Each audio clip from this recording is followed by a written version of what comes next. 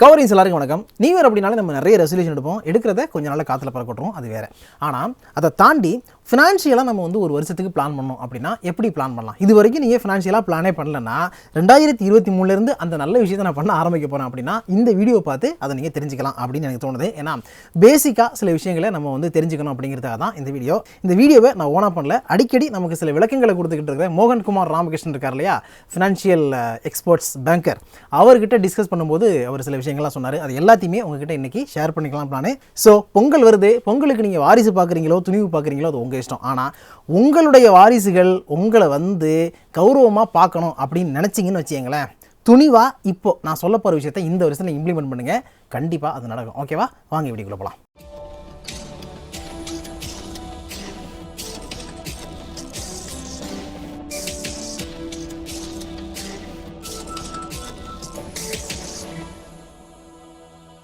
Welcome to காசு பணம் with Meera.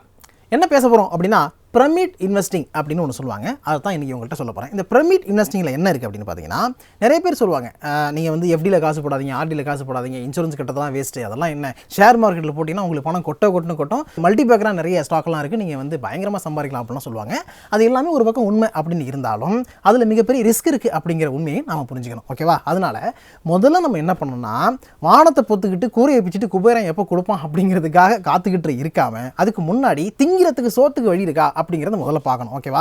And நாம சப்போஸ் வந்து பொட்டுன்னு புட்டுக்கிட்டு போயிட்டோம் அப்படின்னா நம்ம என்னடா அது அவசரமாக பேச நினைக்காதீங்க, ரியாலிட்டியில் நடக்கிறத சொல்கிறேன், ப்ராக்டிக்கலாக பேசுகிறேன். ஓகே, சப்போஸ் நமக்கு ஏதோ ஒன்று ஆயிடுச்சுன்னா நம்ம ஃபேமிலியில் இருக்கிறவங்களை யார் பார்த்துக்கிறது அப்படின்னு ஒரு கேள்வி வருதுல, அந்த கேள்விக்கான ஆன்சரையும் இந்த வருஷத்தில் நீங்கள் பிளான் பண்ணுங்கள். இது வரைக்கும் பண்ணலன்னா பண்ணிடுங்க. ஸோ இந்த பிரமிட் இன்வெஸ்டிங்கில் ஃபஸ்ட்டு நீங்கள் கொடுக்கக்கூடிய ப்ரிஃபரன்ஸ் எதுக்குன்னா, முக்கியத்துவம் எதுக்குன்னா இன்சூரன்ஸுக்கு. எந்த இன்சூரன்ஸ் தெரியுமா? லைஃப் இன்சூரன்ஸுக்கு. லைஃப் இன்சூரன்ஸ் தான் அதில் நிறைய பாலிசிஸ் இருக்கும்.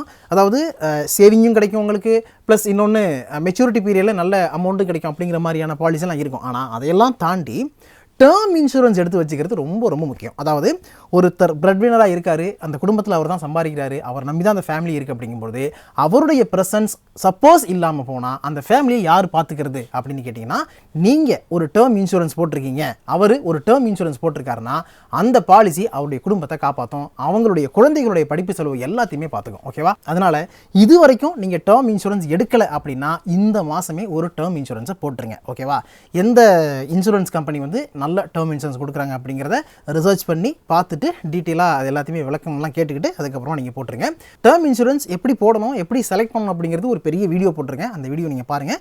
சிம்பிளாக சொல்லணும்னா, இப்போ 30 வயசில் 32 வயசில் நீங்கள் இருக்கிறீங்கன்னா 1 கோடி ரூபாய்க்கு சம் அஷ்யூர்டு வர்ற மாதிரி நீங்கள் டேர்ம் இன்சூரன்ஸ் போட்டுக்கிறது நல்லது. ஓகே, அதனால் ஃபஸ்ட்டு ப்ரிஃபரன்ஸ் நீங்கள் கொடுக்க வேண்டியது டேர்ம் இன்சூரன்ஸுக்கு. அந்த பிரமிட்டுடைய பேஸ்மெண்ட்டில் இருக்கிறது டேர்ம் இன்சூரன்ஸ். ஓகே, அதுக்கு மேலே நெக்ஸ்ட் என்ன பண்ணணும்னா, அடுத்த கட்டமாக ஹெல்த் இன்சூரன்ஸ் பாலிசி எடுத்துக்கணும். ஹெல்த் இன்சூரன்ஸ் பாலிசியை 2 வகையில் நீங்கள் பிரிக்கணும். ஒன்று வந்து உங்களுடைய ஃபேமிலி, அதாவது நீங்கள் மேரிடாக இருந்தீங்கன்னா உங்களுடைய ஒய்ஃபு குழந்தைங்களுக்காக ஒரு பாலிசி, அதுக்கப்புறம் உங்களுடைய பேரண்ட்ஸ்க்காக ஒரு பாலிசி அப்படின்னு 2ஆக பிரித்து எடுத்துக்கங்க. நீங்கள் பெரிய கார்ப்பரேட் கம்பெனிஸில் ஒர்க் பண்ணுறீங்க, உங்களுக்கு வந்து கம்பெனியே உங்களுடைய ஹெல்த் கவர்லாம் கொடுத்துட்றாங்க அப்படின்னா நோ ப்ராப்ளம். அண்ட் கம்பெனி எவ்வளோ ஹெல்த் கவர் கொடுக்குறாங்க அப்படிங்கிறத வந்து தெளிவாக கேட்டுக்கிட்டு அதை தாண்டி உங்களுக்கு ஏதாவது இல்லை உங்கள் ஃபேமிலியில் ஹெல்த் இஷ்யூ வர்றது வாய்ப்பு இருக்கா அப்படிங்கிறதையும் கொஞ்சம் கால்குலேட் பண்ணி நீங்கள் ஒரு ஹெல்த் கவரை எடுத்துக்கிறது பெட்டர். ஹெல்த் இன்சூரன்ஸ் எடுக்கும்போது 2 மேட்ரு முக்கியமாக கவனிங்க. ஒன்று என்னென்னா, கோபே அப்படின்னு சொல்லிட்டு ஒரு ஆப்ஷன் இருக்கும். சில இன்சூரன்ஸ் பாலிசியில் வந்து அந்த மாதிரி கொடுப்பாங்க. இந்த கோபேங்கிறது என்னென்னா, சப்போஸ் உங்களுக்கு வந்து உடம்பு சரியில்லாமல் போயிடுச்சு, ஒரு ஆக்சிடென்ட் ஆகிடுச்சு, ஏதோ ஒன்று நடந்துருச்சு, நீங்கள் வந்து ஹாஸ்பிட்டலைசேஷன் ஆக வேண்டிய ஒரு கட்டாயத்துக்கு தள்ளப்படுறீங்க பொழுது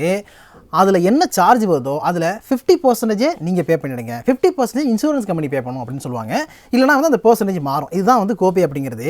அந்த மாதிரியான ஆப்ஷன் நீங்கள் எடுக்கக்கூடிய ஹெல்த் இன்சூரன்ஸ் பாலிசியில் இருக்கா அப்படிங்கிறத கவனிச்சிங்க. ஏன்னா அது வந்து லாஸ்ட் டைமில் வந்து நமக்கு ரொம்ப பிரச்சனையை கொடுக்கும். நீ பாதி காசு கட்டு, அவன் பாதி காசு கட்டணும் அப்படிங்கிறது கடுப்பாக இருக்கும், ரொம்ப வந்து எரிச்சல் பண்ணும். ஸோ அந்த மாதிரி நீங்கள் எடுக்கிற பாலிசியில் எதுவும் ட்ரிக் இருக்கா அப்படிங்கிறத நல்லா கவனித்து தெளிவாக கேட்டுக்கிட்டு அதுக்கப்புறம் போடுங்க. ஓகேவா? அதுக்கடுத்தது என்னென்னு பார்த்தீங்கன்னா, ரூம் ரெண்ட் சீலிங் அப்படிங்கிற ஒரு மேட்டர் இருக்குது. இந்த ரூம் ரெண்ட் சீலிங் என்னென்னா, நீங்கள் வந்து ஒரு ஹாஸ்பிட்டலில் அட்மிட் ஆகிறீங்க, ஐசியூவில் இருக்கிறீங்க அப்படிங்கும்போது உங்களுக்கு அந்த ரூம் ரெண்ட் சார்ஜ் அப்படின்னு ஒன்று போடுவாங்க. பில்லில் எல்லாமே தெளிவாக தனித்தனியாக போடுவாங்க. இப்போ ரூம் ரெண்ட் சார்ஜ்னு போடும்போது ஒரு நாளைக்கு அவன் ஹாஸ்பிட்டலில் ரூம் ரெண்ட் வந்து ஒரு 5000 போடுறான்னு வச்சுங்களேன். ஆனால் இன்சூரன்ஸில் நீங்கள் எடுத்துக்கிற அந்த பர்டிகுலர் இன்சூரன்ஸ் ஸ்கீமில் வந்து ஒரு நாளைக்கு 3000 ரூபா தான் உங்களுக்கு ரூம் ரெண்ட் வந்து நாங்கள் அலோவ் பண்ண முடியும் அப்படின்னு ஒரு லிமிட் கொடுத்துருந்தாங்கன்னா, பெர்னியல் லிமிட் சொல்லுவாங்க, அந்த லிமிட் கொடுத்துருந்தாங்கன்னா அதை தாண்டி மீதி இருக்கக்கூடிய 2000 ரூபாய் நீங்கள் கையிலேருந்து போட்டு கட்டுற மாதிரி இருக்கும். அண்ட் நீங்கள் ஒரு 10 நாள் கண்டினியூஸாக இருக்கீங்கன்னா அந்த அமௌண்ட் ஒட்டுமொத்தமாக அக்யூமுலேட் ஆகி வந்து நிற்கும். So last time bill pay பண்ணும்பொழுது உங்களுக்கு காசு இருக்காது, கஷ்டப்படுவீங்க. ஓகேவா?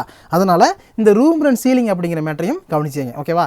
மற்றபடி பேசிக்காக ஒரு ஹெல்த் இன்சூரன்ஸ் பாலிசி எடுக்கும்பொழுது என்னென்ன போடணும் அப்படிங்கிறத வந்து அவங்களே சொல்லிடுவாங்க. அண்டு நீங்களே வந்து பார்த்துக்கலாம்.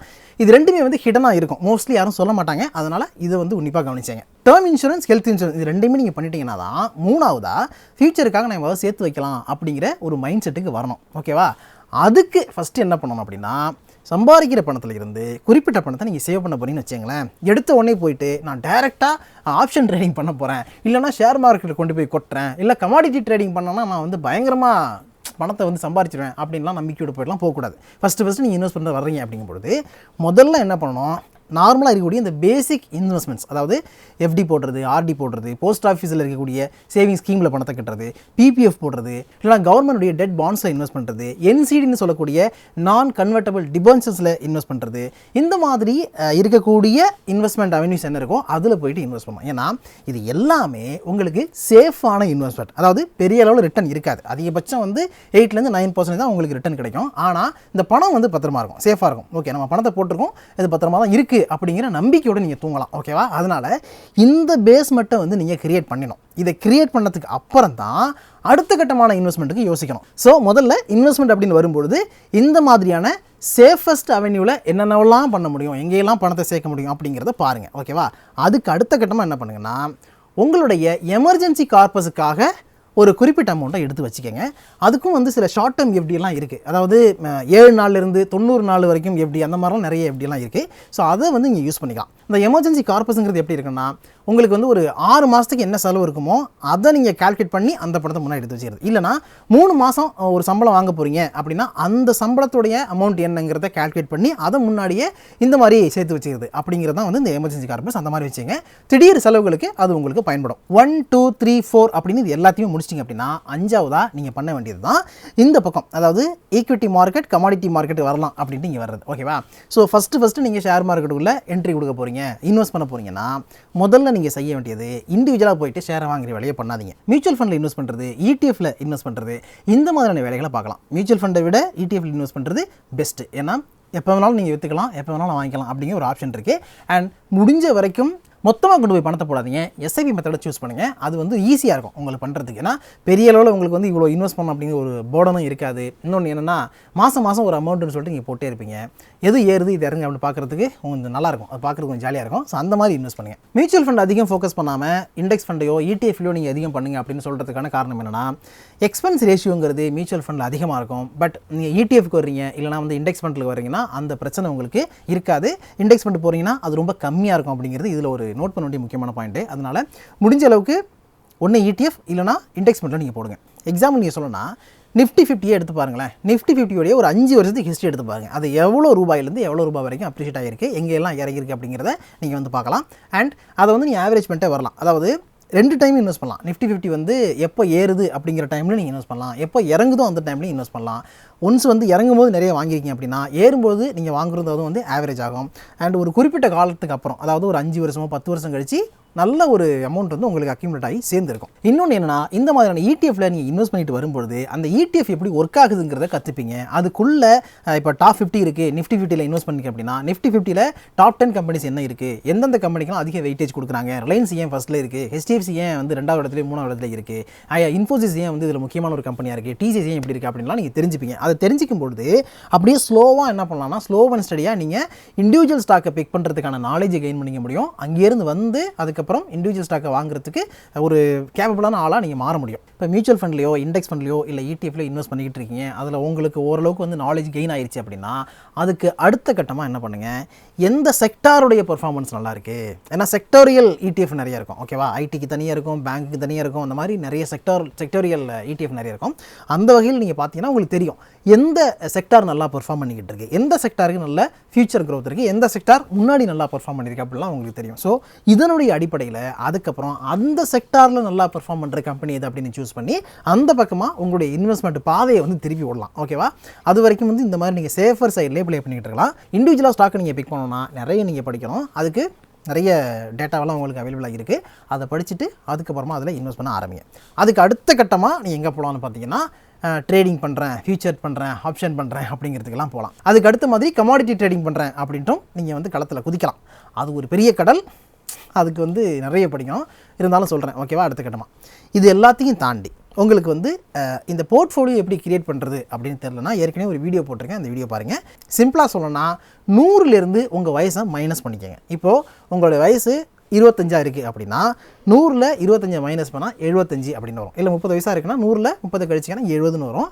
ஸோ அந்த 70, 75 நம்பர்ஸ் இருக்குல்ல, அது வந்து உங்களுக்கான ரிஸ்க் டேக்கிங் அபிலிட்டி அப்படின்னு நீங்கள் எடுத்துக்கலாம். அதாவது ஷேர் மார்க்கெட்டில் நல்லா சம்பாதிக்கணும்னு நினச்சி வர்றவங்க ஏன் இந்த 100 - 30, 100 - 25 அப்படிங்கிற ஃபார்முலாவை யூஸ் பண்ணணும், அதாவது 100 - ஏஜ் அப்படிங்கிற ஃபார்முலா யூஸ் பண்ணணும் அப்படின்னு சொல்கிறேன்னா, அதாவது உங்களுடைய வயசு 30 இருந்துச்சுன்னா ஒட்டு மொத்தமாக உங்களுடைய இன்வெஸ்ட்மெண்ட்டில், உங்களுடைய போர்ட்ஃபோலியோவில் 30% சேஃபர் சைடான இன்வெஸ்ட்மெண்ட் இருக்கணும். அது வந்து எஃப்டியாக இருக்கலாம், ஆர்டியாக இருக்கலாம், இல்லை பாண்டாக இருக்கலாம். இந்த மாதிரி சேஃபர் சைடு இன்வெஸ்ட்மெண்ட்டாக 30% இருக்கணும்.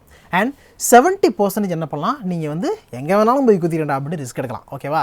அதனால தான் அந்த வந்து ஏஜை மைனஸ் பண்ணி அப்படி சொல்கிறது. ஓகே, அது வந்து ரொம்ப முக்கியம். அதை பார்த்துங்க. ஸோ ஏஜ் ஏற ஏற ஏற 100லேருந்து இப்போ 40, 100 - 50ன்னு சொல்லிட்டு ரிஸ்க் எடுக்கிறத வந்து நீங்கள் குறைச்சிக்கிட்டே போகணும்.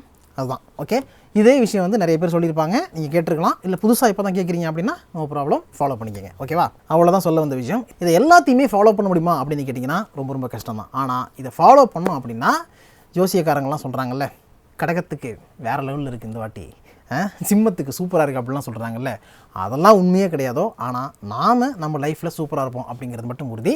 ஸோ இந்த விஷயத்தை வந்து மைண்டில் வச்சுங்க.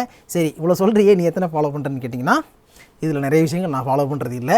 அட்லீஸ்ட் இந்த வருஷத்துலையாவது ஃபாலோ பண்ணி தொலையணும் அப்படிங்கிற ஒரு ஆர்வத்தில் இருக்கிறேன். நீ பெரிய அப்பாட்டக்கரா அப்படின்லாம் மைண்டில் ஏற்றிக்க வேண்டாம். போகிற போக்கில் எப்படி 4 நல்ல விஷயத்தை சொல்லுவோம் அப்படின்ற மாதிரி எனக்கு தெரிஞ்சதை உங்கள்கிட்ட ஷேர் பண்ணியிருக்கேன். இதை விட பெட்டரான ஆப்ஷன் இருந்துச்சுன்னா அதையும் நீங்கள் ஷேர் பண்ணுங்க, நான் ஏற்றுக்கிறேன். ஸோ அவ்வளோதான் சொல்ல வந்தது. அதனால் இந்த வீடியோ உங்களுக்கு பிடிச்சிருந்தா நிறைய பேருக்கு ஷேர் பண்ணுங்கள். அண்ட் புதுசாக காவிரி பிஸ்னஸில் பார்க்க வந்துருந்தீங்கன்னா சப்ஸ்கிரைப் பண்ணிவிட்டு பெல் ஐக்கானையும் ஒரு அழுத்தி எழுதி வைங்க. அதே மாதிரி ஜாயின் பட்டன் இன்ட்ரடியூஸ் பண்ணியிருக்கோம், அதுலேயும் வந்து நீங்கள் ஜாயின் பண்ணுங்கள். புதுசாக நிறைய விஷயங்கள் பண்ணலான்னு ஒரு பிளான் இருக்குது. Will do. ஓகே, ஸோ அடுத்த வீடியோவில் மீட் பண்ணுவோம். அது வரைக்கும் உங்களையும் உங்களுடைய பணத்தையும் பத்திரமா பார்த்துங்க. நன்றி, வணக்கம்.